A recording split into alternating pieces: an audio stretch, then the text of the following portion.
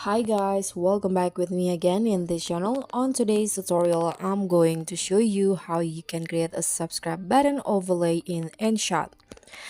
So if you guys are a YouTube creator and you want to have a subscribe button overlay on your videos, you can use InShot app, and through this video, I'm going to show you how.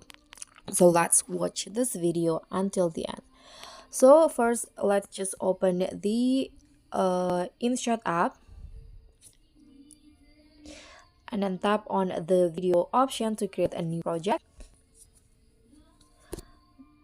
Tap on new again. Now just select the video that you want to edit and tap on a check icon. Okay, so after the video is added, now you can just add the overlay. So swipe through the option at the top and choose the PIP option, picture to add overlay, and go to the material, and you'll find here there are three options of subscribe overlay that you can add. Just choose the one that you like. For example, I'm going to use this one.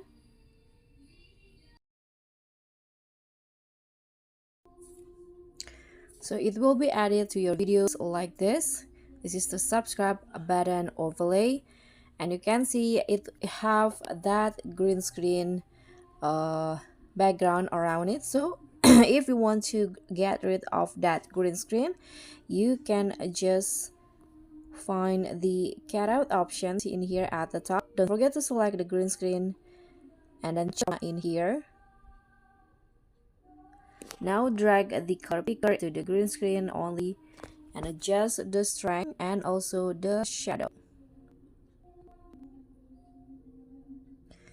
You can click on a check icon when you are done.